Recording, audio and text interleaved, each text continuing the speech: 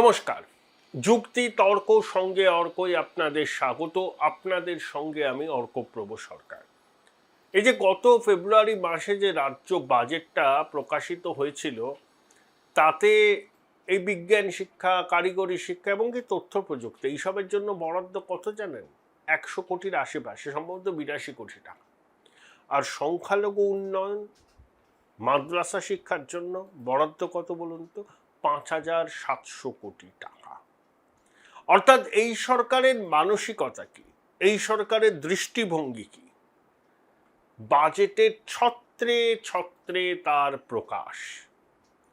বিজ্ঞান প্রযুক্তি, শিল্প, তথ্য প্রযুক্তিকে চাঁদ সওদাগরের মনসা পুজো করার মতো উল্লেখ করে বাজেটের বরাদ্দ 2011 বোধহয় 440 কোটি টাকা ছিল সংখ্যালঘু উন্নয়ন ও মাদ্রাসা।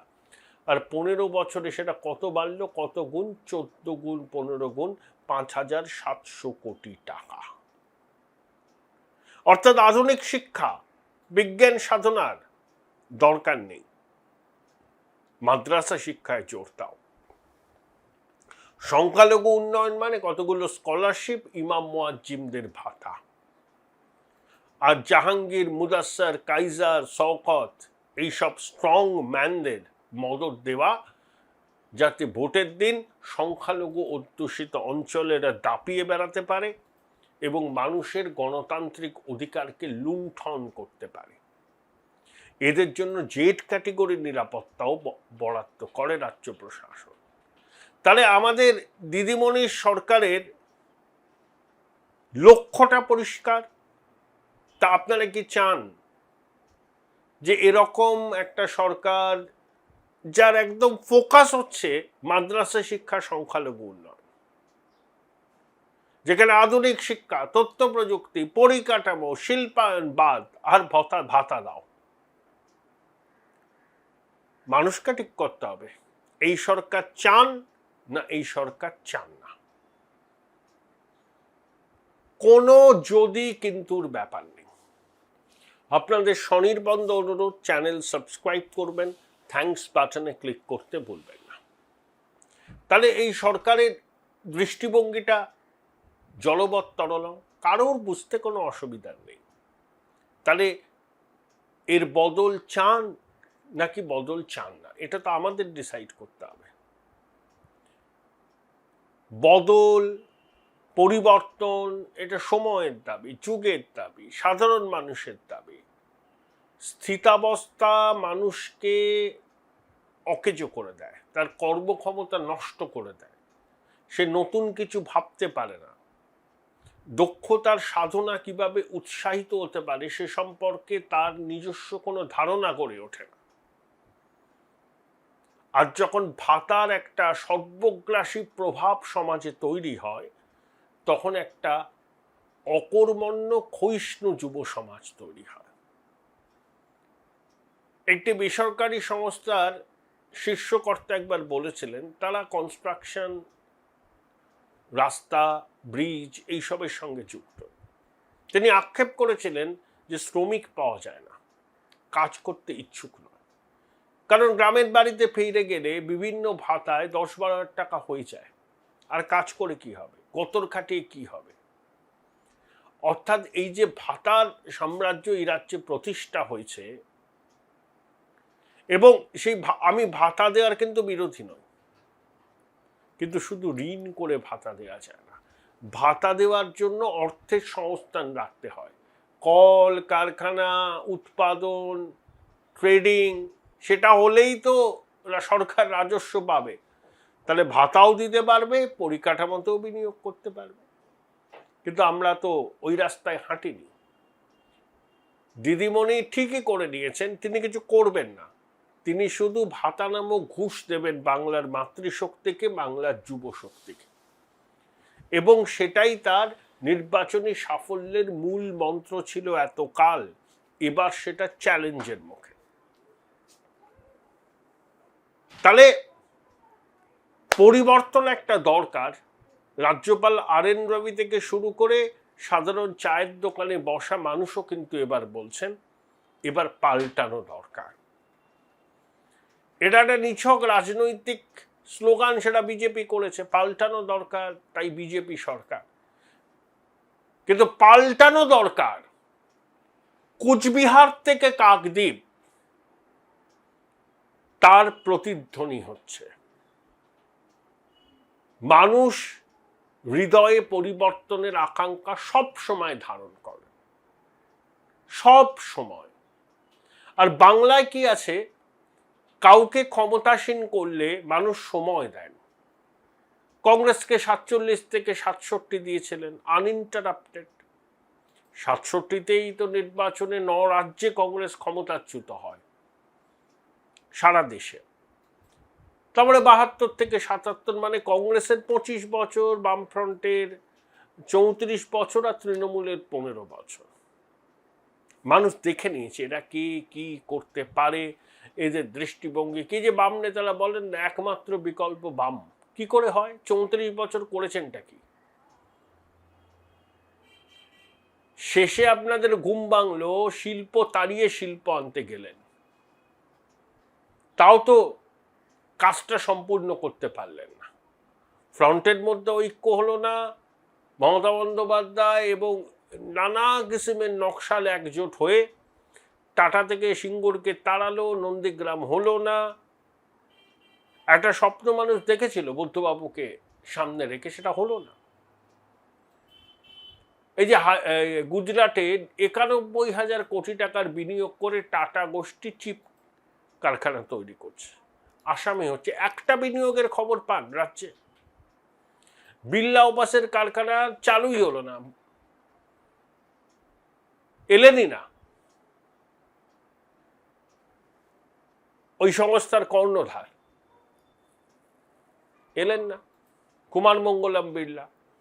শরীর খারাপ বলেছিলেন, তারপরে তো অনেক দিন কেটে গেছে। দিদিমণি খুব আশা করেছিলেন তাহলে হাসি মুখের ছবি বেরোবে, তিনি কারখানা উদ্বোধন করছেন। সেগুলো বালি, কারণ এই জমানায় ইন্ডাস্ট্রি আসবে না। জমানা পরিবর্তন হলে রাজ্যে বিনিয়োগ হবে, সরকারি বিনিয়োগ হবে, বেসরকারি বিনিয়োগ হবে, এবং ফিজিক্যাল ইনফ্রাস্ট্রাকচার যা চোখে পড়ে সেটা দেখতে পাবেন। দেখবেন NH-34 সংস্কার খুব তাড়াতাড়ি হয়ে যাচ্ছে, বারাসাত থেকে শুরু করে আমডাঙ্গা ছাড়িয়ে যতটুকু বাকি আছে হয়ে যাচ্ছে। এখন আপনি বহরমপুর অব্দি যান না, আগে যেখানে খুব ছিল, কনজেস্টেড ছিল ন্যাশনাল হাইওয়ে, এখন তো 4 লেন হয়ে গেছে, কোথাও 6 লেন। দুদিকে জমির দাম বেড়েছে, কর্মসংস্থান হয়েছে, এ তো স্বাভাবিক। এখন তো চাকরি ওভাবে হবে না, কর্মসংস্থান হবে। তাহলে কর্মসংস্থানকে যাতে হয় তার ক্ষেত্রটা সরকার প্রসারিত করতে পারে, এটাই সরকারের কাজ। হ্যাঁ, এখানে ইন্ডাস্ট্রি আসবে, এখানে পরিকাঠামো লগ্নি হবে, সীমান্ত সুরক্ষিত থাকবে, হিন্দুরা সুরক্ষিত থাকবো। আমরা কলকাতা শহরে বসে বুঝতে পারছি না বিপদটা কোথায়। ভাবছেন তো ঠিক আছে, দরজায় খিল তুলে আছেন, জানলায় ছিটকিনি দিয়ে আছেন, বুঝতে পারছেন না। আজ বুঝছেন না, 30 বছর বাদে বুঝবেন, যখন শাঁখ বাজাতে গেলেও অনুমতি লাগবে, যখন তুলসী মঞ্চে প্রদীপ জ্বালাতে গেলেও অনুমতি লাগবে, যখন দুর্গাপুজো করতে গেলেও অনুমতি লাগবে। আপনারা কি চান সেই দিনটা আসুক বাংলায়? যেভাবে সীমান্তবর্তী জেলাগুলোর জনসংখ্যা বদলেছে, জনবিন্যাস বদলেছে, আপনি কিভাবে নিশ্চিত থাকতে পারেন? আপনার চতুর্দিকে জনবিন্যাস বদলাচ্ছে, একটা বিচ্ছিন্ন বদ্বীপের মতো কলকাতা কতটা সুরক্ষিত থাকতে পারে, বা অন্য জেলা সদর কতটা সুরক্ষিত থাকতে পারে, যেখানে এখনো পর্যন্ত জনবিন্যাসের পরিবর্তন হয়নি?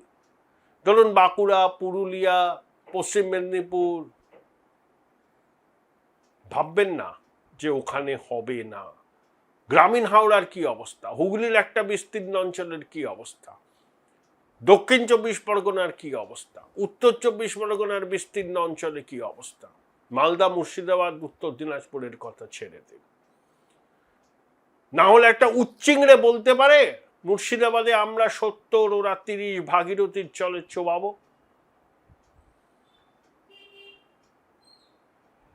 এটা মেরুকরণের জন্য শুধু বলা নয়, কোনো ডিজাইন থাকতে পারে। ভাবুন,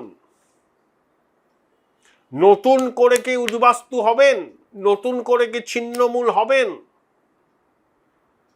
নতুন করে কি আবার দক্ষিণ ভারতে মাথা গুঁজতে হবে? বিহারে যেতে হবে? উড়িষ্যায় যেতে হবে? ভাবুন, একে রাজ্যটা বৃদ্ধাশ্রম হয়েছে, ছেলেমেয়েরা ক্লাস 12-এর পরেই ঘর ছাড়া, যে যেমন পাচ্ছে বাইরের রাজ্যে চলে যাচ্ছে, পড়ছে, কাজ জুটিয়ে নিচ্ছে। যারা অতটা স্কিল নয়, পড়াশোনা করেনি, পরিযায়ী শ্রমিক হিসেবে বাইরে চলে যাচ্ছে। দুর্গাপুজোর সময় শহরের পাড়াগুলো দেখবেন, ওই মহালয়ার পর থেকে বাবা মারা তাদের মুখ খুশিতে উজ্জ্বল হয়ে ওঠে। ছেলে মেয়ে নাতি নাতনি সব আসবে, জামাই আসবে। অষ্টমীর সন্ধি পুজোর পর থেকে দেখবেন তাদের মুখগুলো আস্তে আস্তে বেদনায় কিরকম ভরে ওঠে, চোখের দীপ্তি কমে যেতে থাকে। কেন? পুজো শেষ হচ্ছে, এবার ছেলে মেয়ে নাতি নাতনি জামাইদের ঘরে ফেরার পালা। নিঃসঙ্গ একাকীভাবে থাকেন বহু বয়স্ক মানুষ। এই বাংলা চান না, এই বাংলা চান না, যাতে অন্তত ছেলে মেয়েগুলো এখানে থাকতে পারে, এখানে কাজের সুযোগটা পায়। শিল্প বিনিয়োগ পরিকাঠামোর উন্নয়ন ছাড়া সেটা সম্ভব নয়। গ্রামের মানুষ বুঝবেন, শহরের মানুষ বুঝবেন, মফস্বলের মানুষ বুঝবেন। ভাতায় দিদিমণি পেট ভরবে না, ভাতা নেবেন, স্বাবলম্বী হওয়ার জন্য দরকার কর্মসংস্থান। সেই কর্মসংস্থান তখনই হবে যখন এখানে বিনিয়োগ আসবে। 15 বছর ধরে রাজ্যে তোমার দেখা নাই রে, তোমার দেখা নাই, বিনিয়োগ নেই। এর পরিবর্তন চান কি চান না? হিন্দু বাঙালির সুরক্ষা চান কি চান না? ঘরের ছেলে মেয়েগুলো ঘরে ফিরে আসুক চান কি চান না? যদি চান, পহলে मतदान बाद में जलपान, সংকল্প নিয়ে ভোটের লাইনে দাঁড়াবেন। যদি এটা চান বাংলায় শিল্প আসুক, পরিকাঠামোয় উন্নয়ন হোক, কর্মসংস্থান হোক, ছেলে মেয়ে নাতি নাতনিরা ফিরে আসুক, আইন শৃঙ্খলা ভালো হোক, মাতৃশক্তির নিরাপত্তা নিশ্চিত হোক, এটা যদি চান, ওই বললাম পহলে मतदान बाद में जलपान, একেবারে সংকল্প নিয়ে ভোটের লাইনে দাঁড়াবেন, গরমকে উপেক্ষা করে দাঁড়াবেন। নির্বাচন কমিশন আপনাদের পাশে থাকবে। আর যদি স্থিতাবস্থা চান, সেটা জনদেবতা ঠিক করবে। জনদেবতার রায়কে মানতে হবে। বাংলা এক ঐতিহাসিক সন্ধিক্ষণে দাঁড়িয়ে আছে। যদি আমরা জিততে না পারি, খাদে তলিয়ে যাবে বাংলা। আর যদি জিততে পারি, নতুন সূর্যের উদয় হবেই এই পশ্চিমবঙ্গে। এটা মেনে নিয়ে এই বোধ থেকে নিজের নিজের নির্বাচনী কেন্দ্রে নিজেদের গণতান্ত্রিক অধিকার প্রয়োগ করবেন। যারা প্রবাসে থাকেন, এখানকার ভোটার,